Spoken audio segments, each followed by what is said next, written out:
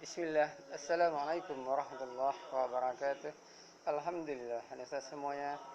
Kita pada kesempatan kali ini kita lanjutkan kembali pembelajaran kita, yaitunya tema 4, subtema 1, pembelajaran kedua.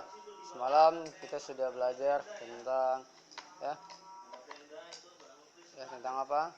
Sistem peredaran darah manusia ya, yang mana organ peredaran darah manusia itu ada 3 ya. Yang pertama adanya jantung, yang mana jantung itu berfungsi memompa darah ya ke seluruh tubuh. Yang kedua, apalagi setelah jantung ya, jantung itu berfungsi memompa darah ke seluruh tubuh. Yang kedua ada pembuluh darah, yang mana pembuluh darah itu tempat yang mengalirnya darah ya. Saya contohkan itu ibarat pipa ATB, pipanya pembuluh darah, airnya itu darah kita. Mungkin sepertinya kayak urat kita ya, urat sebetulnya ketika urat kita terputus tuh air darah akan mengalir. Yang ketiga ada paru-paru, yang mana paru-paru ini berfungsi sebagai penyuplai atau penyedia oksigen ya. Paru-paru berfungsi sebagai penyuplai atau penyedia oksigen ya. Kita tinggalkan pembelajaran 1 kemarin, kita lanjutkan pembelajaran 2. Pada pembelajaran 2 ini pada pembelajaran 2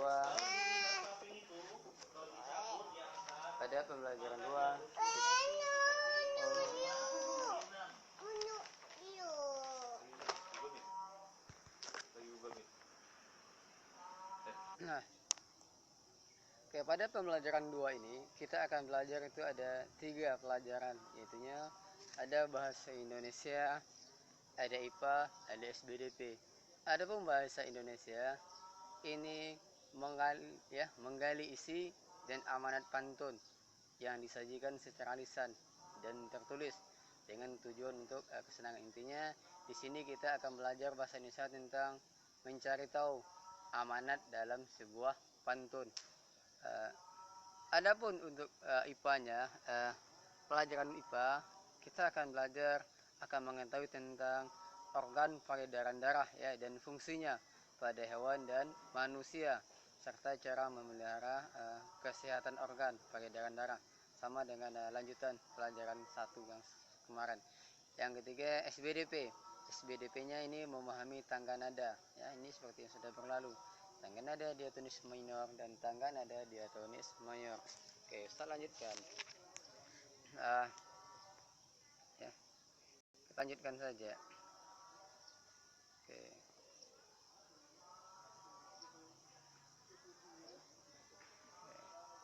Sini, ayo menulis ini. Ya, ini ada tangga nada ya. Apa itu tangga nada? Ya, tangga nada adalah urutan nada yang disusun secara berjenjang atau secara teratur ya. Dimulai dari tangga do, re mi fa sol la si do, itu disebut dengan tangga nada. Saya ulang kembali. Tangga nada adalah urutan nada yang disusun secara berjenjang atau teratur. Tangga nada mayor, tangga nada minor. Apa itu tangga nada mayor? Antum bisa mengambilnya dari ciri-cirinya. Bisa saja tangga nada mayor adalah tangga nada yang ya biasanya diawali dan diakhiri dengan nada do, atau tangga nada mayor adalah tangga nada yang mempunyai pola interval 1 1 setengah 1 1 setengah. Ambil dari sini. Oke.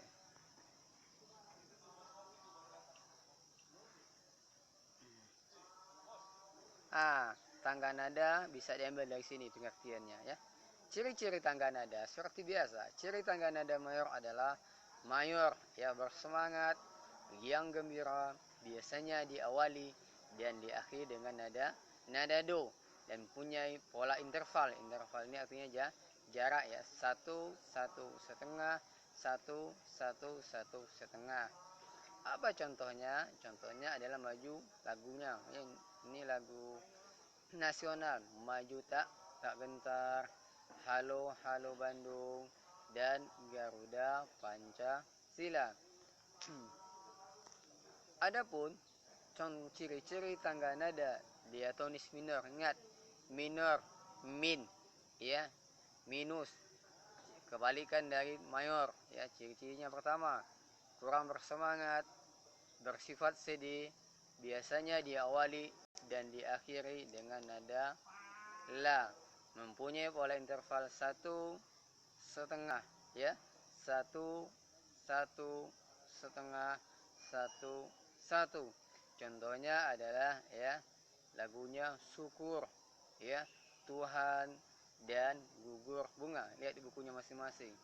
Ada juga contohnya yang bertangga nada minor, Ibu Kita Kartini. Nah, oke, kita lanjutkan,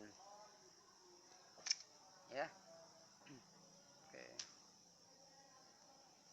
kita lanjutkan. Ini masuk ke pantun. Oke, saya tandai dulu.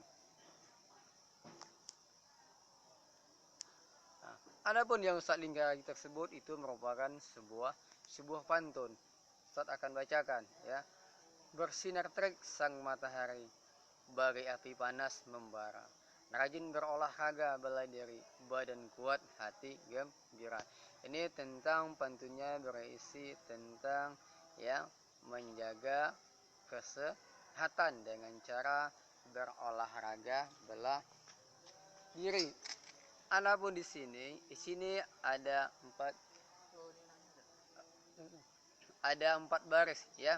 Baris pertama itu tulisannya yang berbunyi bersinar terik sang matahari. Baris kedua, oke, perhatikan di sini.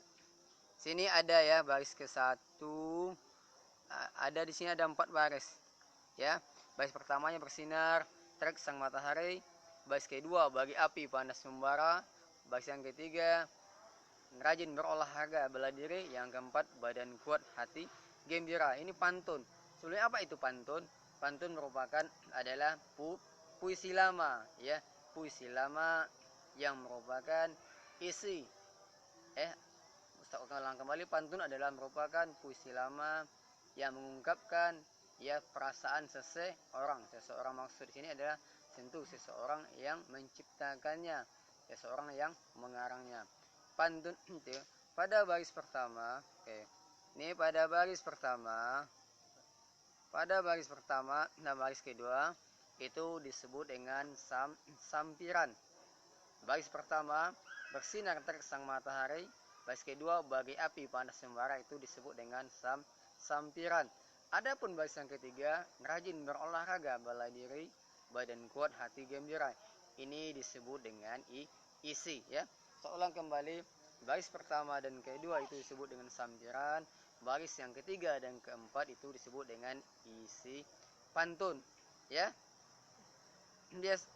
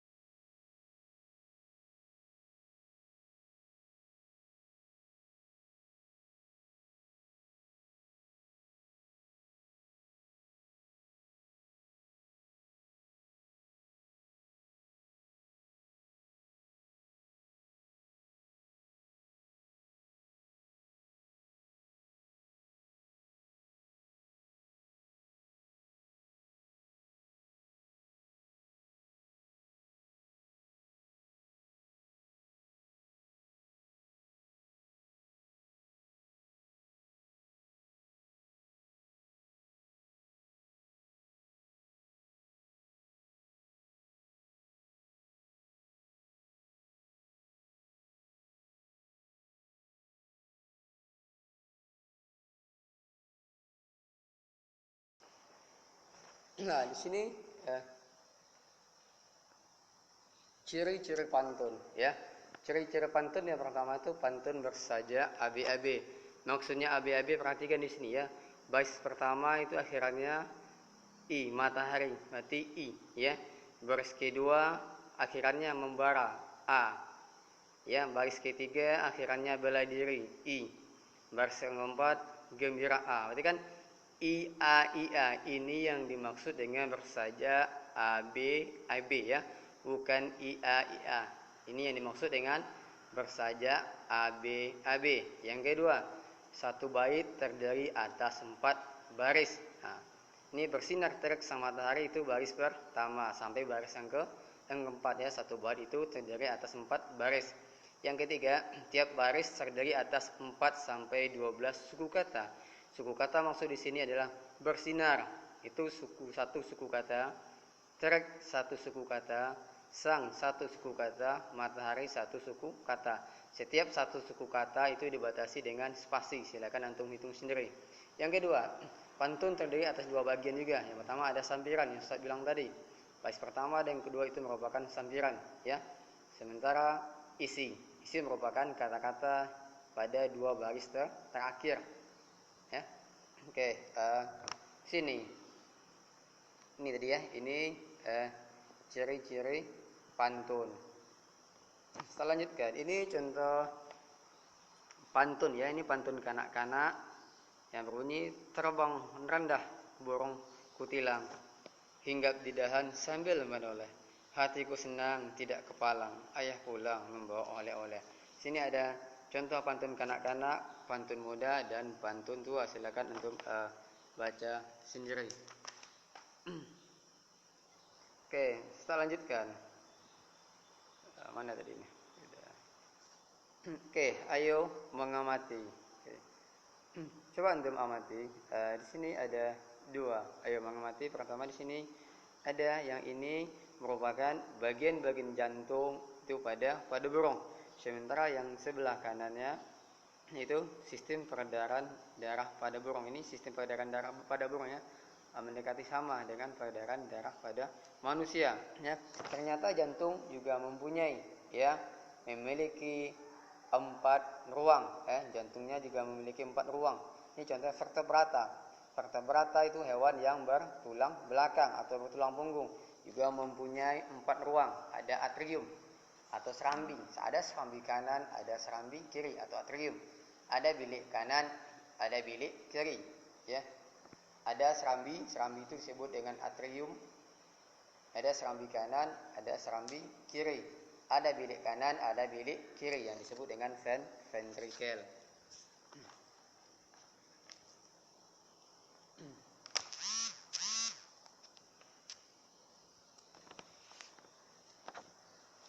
Oke, saya lanjutkan. Secara umum itu sistem peredaran darah pada hewan itu dibagi menjadi 2 ya. Ada sistem peredaran darah terbuka, ada sistem peredaran darah tertutup. Ini sistem peredaran darah terbuka itu merupakan tekanan darah yang dihasilkan dari kontraksi jantung itu cukup rendah, dia rendah. Ya, oleh karena itu sari makanan yang didorong akan mengalir lebih lambat, dia lebih pelan. Itu bukan sistem peredaran darah terbuka, dia lebih pelan sehingga makanan yang masuk yang mengalir ke dalam darah lebih lambat. Contohnya apa? Hewannya cacing, serangga, dan belalang. Kemudian kalau pada sistem peredaran darah terbuka ya, sistem peredaran darah terbuka ya, jantung itu memompa darah secara terus menerus ya, lawannya tadi, lawan dari peredaran darah terbuka, sehingga tekanan darah yang didapatkan stabil. Kalau peredaran darah terbuka tadi dia lambat, pelan.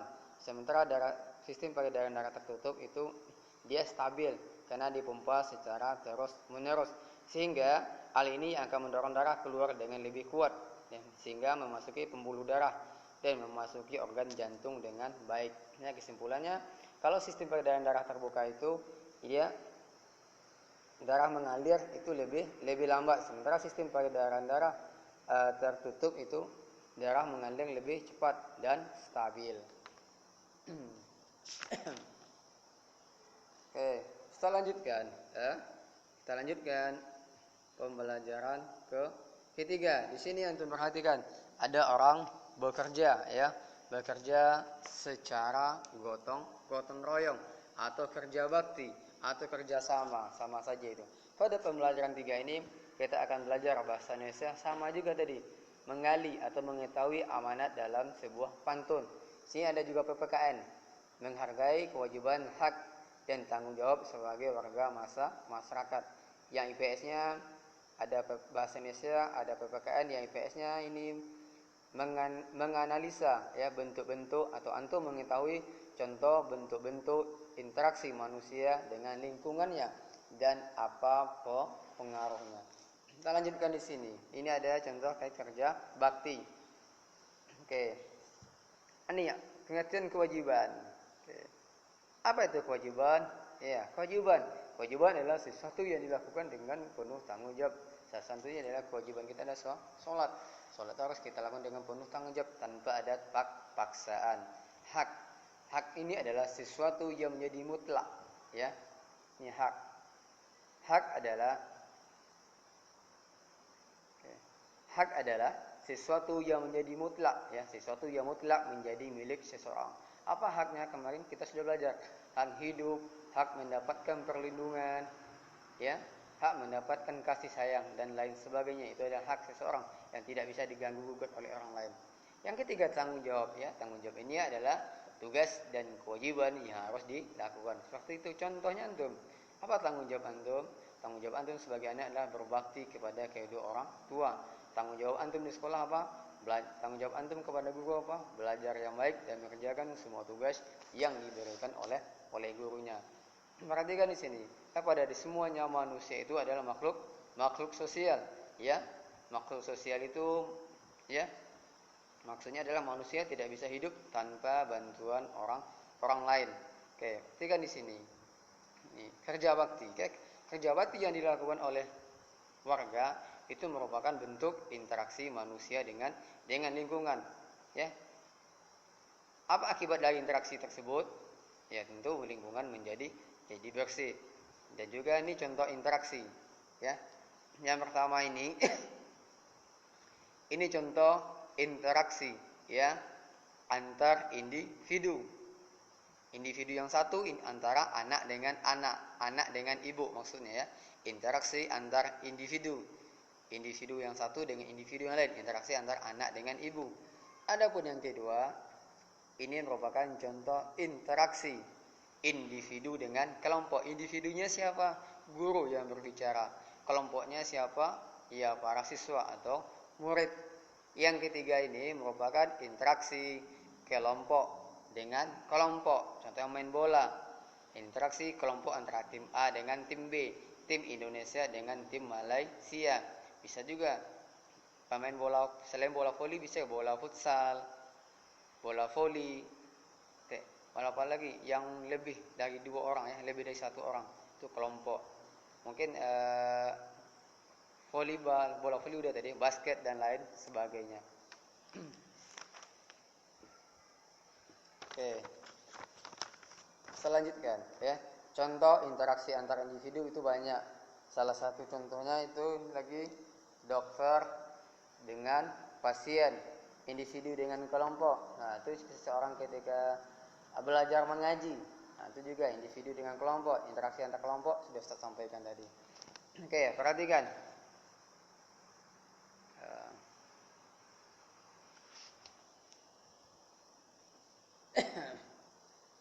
Oke, interaksi sosial itu penting dilakukan. Saya sudah bilang tadi, kenapa? Karena manusia tidak bisa hidup tanpa bantuan orang lain. Interaksi itu bisa membawa kepada persatuan dan juga bisa membawa kepada perpecahan. Di sini, nih, interaksi yang membawa atau mengarah kepada persatuan adalah apa? Contohnya apa? Bekerja sama itu membawa kepada persatuan. Bekerja sama dalam tim itu membawa dalam persatuan. Contoh interaksi yang mengarah kepada perpecahan apa? Tuh, contohnya tindakan anarkis, ya, berkelompok mengganggu orang lain, ya. Itu contoh tindakan interaksi sosial yang mengarah kepada perpecahan. Kita ulang kembali, Interaksi sosial yang mengarah kepada persatuan contohnya kerjasama dalam gotong royong, atau kerjasama dalam membantu orang yang sakit, atau kerjasama dalam permainan bola untuk memenangkan tim kita. Contoh interaksi sosial yang mengarah kepada perpecahan adalah di sini bisa saja salah satunya demo anarkis. Itu interaksi sosial mengarah kepada perpecahan, perkelahian antar pelajar, perkelahian antar mahasiswa dan lain sebagainya. Oke, lanjutkan.